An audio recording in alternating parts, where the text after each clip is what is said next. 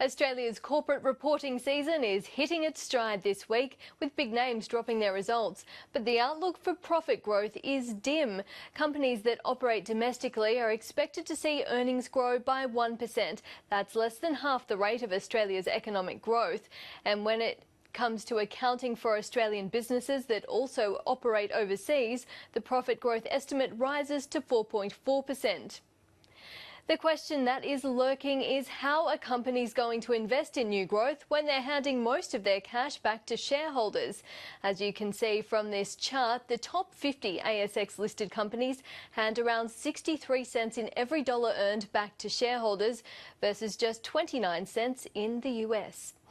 Banking and insurance company Suncorp says it's giving all of its profits back to shareholders with a total annual dividend of 88 cents a share. Suncorp has reported a 55% jump in full-year net profit of more than $1.1 billion, despite the firm's worst ever year for natural disasters. Steve Johnston is Suncorp's Chief Financial Officer, and I caught up with him a little earlier. Steve Johnston, thank you for your time. You're welcome. The group has increased profit by 55% and dividends are up substantially as well in the face of some really terrible weather events. How happy are you with the result? We're very happy. $500 million of natural hazard events. We've had cyclones in Queensland, we've had hailstorms in Queensland, we've had many big weather events in New South Wales. So to be able to increase our profit and increase our dividend and pay more to our shareholders is really satisfying. Now, I noticed the revenue growth is around 2.1% over the course of the year, so I presume a lot of the profit growth has come from cost cutting. Can this momentum continue as Patrick Snowball departs the business? Look, we've been very focused on our expense base over the past 5 years. There's been a lot of legacy issues that we've been unwinding, and that's been running through the profit line. We have to kick up revenue growth over the next 3 to 5 years because you can't go on doing that forever. And some of the low revenue growth we've seen this year has been economy-wide. So it's been a tough year in the economy, and our business reflects that stress and that pressure. So we're confident that over time our revenue performance will improve and our expense program will continue on the way through to make sure that we can continue to deliver these outcomes for shareholders. And how will you increase that revenue over the coming years? Well, we're very much focused on driving more products through our existing customer base and to provide new products and services for our customers. We've been improving the way that we look at our business intelligence, the way we look at our data, aggregating our data. We manufacture a whole range of insurance and banking products right across the board, and we can service our customers' full range of needs. So it's about understanding your customer better and selling more of your products to them. Now, the total annual dividend is 100% of net profit after tax. Is this a good thing? Yes, it's very good. I think we've got a very strong balance sheet. One of the big things we've done over the past 5 years is to restore the strength of our balance sheet, and it's in a very strong position. Well, I think one of the strongest balance sheets in corporate Australia at the moment. So we have no problem at all paying out 100% of our earnings in terms of dividend. We've got $570 million of capital that's excess to the targets that sit in our business after paying the dividend. So it's a very strong position we're in. So can these types of dividends continue to grow? Yes, look, we pay out, obviously, as an insurance company, between 60 and 80% of our earnings in terms of dividends. So if we have a horrendous year one year with weather events, that's obviously going to impact the dividend.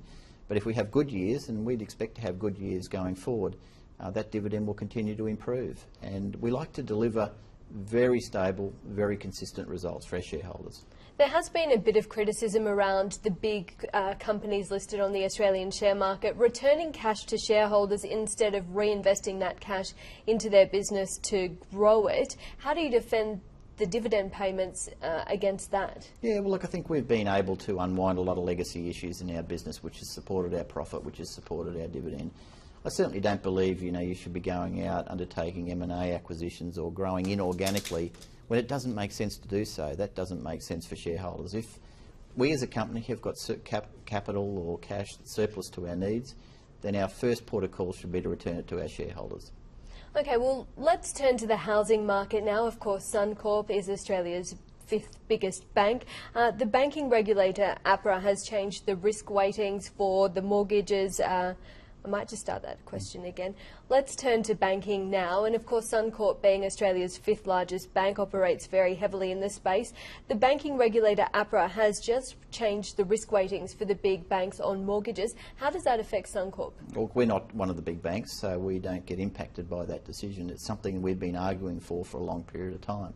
It's been an inequitable situation in the Australian banking industry for almost a generation now, and we're delighted that APRA have made that change. We think that we are appropriately positioned now to capitalise on that change and offer more to our customers as we move forward. Now, housing makes up around 80% of your lending book. What proportion are investors versus owner-occupiers? We've got a very smaller than usual compared to the major banks' investor portfolio, so about 25 to 30% of our book is in investor loans. And we're conscious of the decisions that APRA is making around investor growth, so we'll be managing within that framework as we go forward. But an opportunity for growth then? Yeah, well, look, I think we're not going to be moving beyond what APRA would expect us to, and that sort of annualised growth of 10% in investor loans. Again, we have a far smaller amount of investor loans sitting on our book. We're very much an owner-occupied bank, so we focus on owner-occupiers, and smaller average loan costs, loan sizes, etc. So we're a very conservatively run bank. In terms of that conservatism though, are you preparing for a rise in bad debts with warnings that there is a property bubble by many reputable people, including the head of APRA, in Sydney in particular? No, we're not seeing any stress on our mortgage books at the moment, but interest rates are low, so we do stress test our book around serviceability. So when we originate a new loan, we make sure that the customer has sufficient capability to repay that even if interest rates increase. So we're not seeing any stress. We have had some stress in our book around our agricultural book in Queensland particularly, but that's drought related, and they've had some good rains over the past 12 months, so we're seeing that sort of mitigate somewhat as we go forward. But we're not seeing any evidence of stress in the portfolio at the moment, although recognising some of the comments that have been made by the various members of the government and RBA. Given the restrictions being placed on lending given the restrictions being placed on lending in some sectors by APRA, do you think it's going to be tougher for banks to pass on any further interest rate cuts to mortgage customers across the board if they occur? Look, the banks are going to have to take that call when and if that happens. So, I mean, it's a case-by-case situation. It comes down to the cost of funding in the market at a particular point in time. It's a very competitive market out there, so banking continues to be competitive, and as the regulator changes the rules around capital and around particular segments of the market that we can focus on, you would expect the competition to manifest itself somewhere else across the portfolio. So each bank has to make that call at the particular time if interest rates do continue to fall.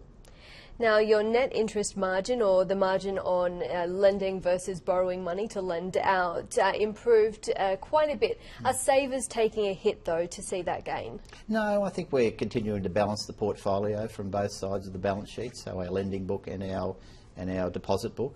We want to maintain very strong deposit to lending ratios, which are sitting at around about 66% at the moment. So we've got to continue to provide an attractive proposition for those people who seek to leave their money with us. So we continue to balance both sides to get the right outcome for the net interest margin. Now, climate change is a big issue for insurers, obviously. What do you make of this government's approach to reducing carbon emissions? Look, I think the government's putting its best foot forward as it works through that. We're an insurance company, so clearly we've seen an increase in the allowances that we put aside for natural hazards, which are the big events. So that's increased quite substantially over the past 4 to 5 years. It's a bit of a backward-looking measure, and we continue to make sure that we try and get that right. I think the government's efforts in terms of addressing climate change in a very measured and sensible way is the right thing to do.